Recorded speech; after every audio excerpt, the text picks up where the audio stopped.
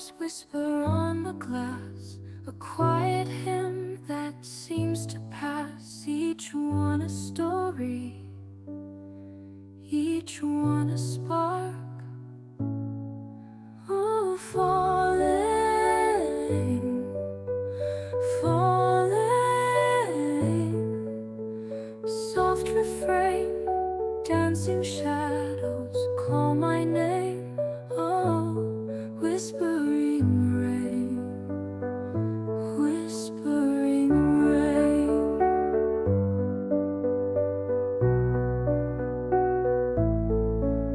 It kisses earth, it soothes the sky, a fleeting touch, a lover's sigh, rainfall. কোথাও কাজে বেরোলেও বৃষ্টি, কোথাও ঘুরতে গেলেও বৃষ্টি, এমনকি তাদের বিয়ের দিনেও বৃষ্টি। তাই তারা নিজে থেকেই বৃষ্টির সাথে ইকুয়েশনটা একটু অন্যরকম করে নিয়েছে। যে বর্ষাকালে লোকে পাহাড়ে যেতে ভয় পায়, তারা তো পাগলামো করে একবার বর্ষাকালেই পাহাড়ে ঘুরতে গেছিল। তখন ছিল তারা দুজন, এখন তাদের সংসারে আরো একজন আছে, একটা ছোট্ট সোনা। তাই পাগলামোটা একটু কমেছে, তা বলে একেবারে যায়নি কিন্তু। এইরকমই একটা দিনে যেখানে বৃষ্টিতে লোকে খিচুড়ি খেয়ে একটা লম্বা ঘুম দেয়, সেখানে তারা তাদের ছোট্ট সোনাকে ঘুম পাড়িয়ে বেরিয়ে পড়েছিল শ্রীরামপুর শহরে বৃষ্টি দেখবে বলে।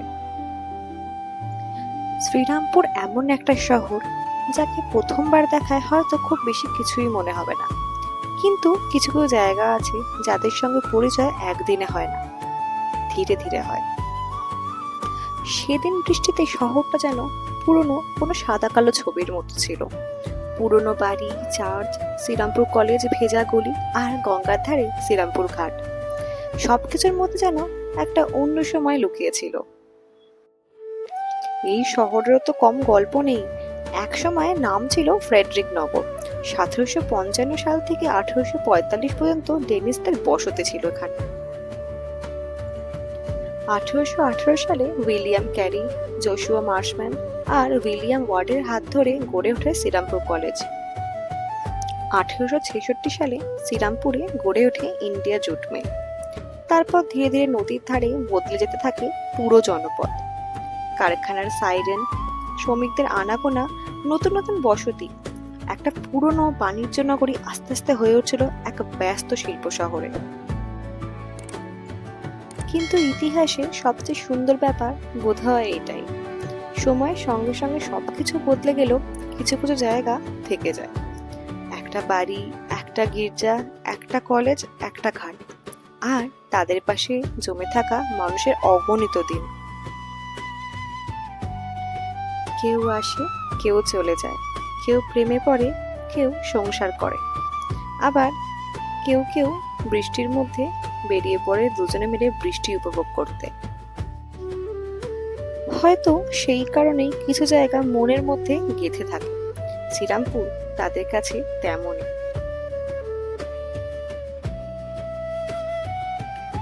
শুধু মাহেশের রথের শহর নয়, এই শহরের আরো অনেক গল্প আছে। সেসব গল্প আরো একদিন বলা যাবে। আজ বরং বৃষ্টিটুকুই থাক। কারণ বৃষ্টি নামলে মানুষের ভিতরের পুরনো ঘরগুলো কেমন যেন খুলে যায়। মনে পড়ে যায় সেই সব দিন যখন বৃষ্টি মানে ছিল স্কুল ছুটি হবে কিনা সেই অপেক্ষা, জানলা দিয়ে আকাশ দেখা, ভিজে রাস্তায় হাঁটা, বাড়ি ফিরে জামা কাপড় বদলানোর আগে মায়ের একটুখানি বকুনি, আর কোনো কারণ ছাড়াই খুশি হয়ে যাওয়া। বয়স বাড়ার সাথে সাথে মানুষ বোধহয় অনেক কিছু শিখে ফেলে, শুধু একটা জিনিস ভুলে যায়, কিভাবে কোনো কারণ ছাড়াই আনন্দ পেতে হয়।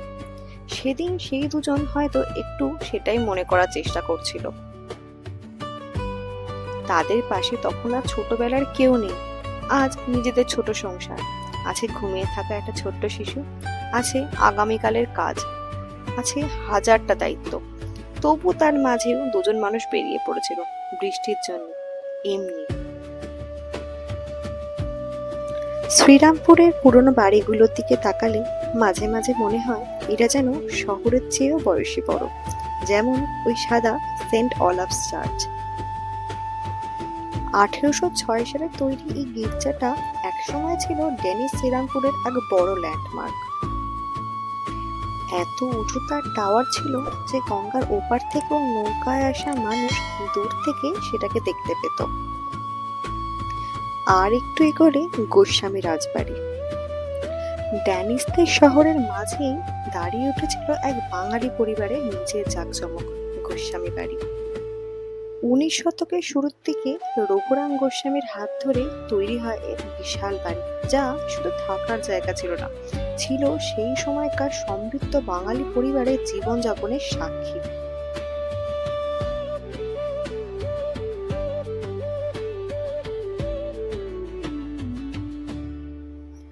একসময় বৃষ্টি একটু থামলো, সাদা কালো শহরটা ধীরে ধীরে আবার রং ফিরে পেল।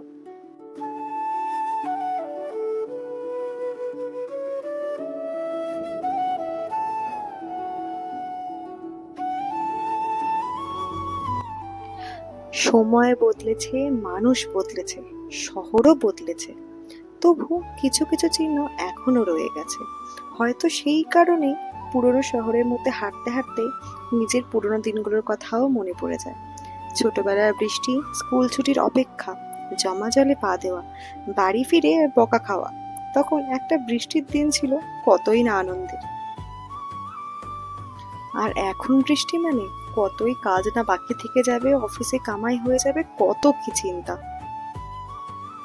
কালো সাদায় এতক্ষণ যে শ্রীরামপুরকে দেখছিলাম সেটা ছিল তার পুরনো দিনের শ্রীরামপুর। ডেনিসদের শহর, পুরনো বাড়ি, চার্চ, কলেজ, ঘাট আর পাটকলের স্মৃতি। আর আজকে শ্রীরামপুর এখন সে শুধু ইতিহাসের শহর নয়, হুগলির এক ব্যস্ত প্রাণকেন্দ্র। চারপাশে মানুষের বাজার, শপিং, রেস্টুরেন্ট, ক্যাফে, কাজকর্ম আর আড্ডার অন্যতম ঠিকানা। এক সময়ে যে শহর নদীর ধারে ইতিহাস লিখেছিল, আজ সেই শহর হুগলির ব্যস্ত বর্তমানের সঙ্গে তাল মিলিয়ে ছুটছে।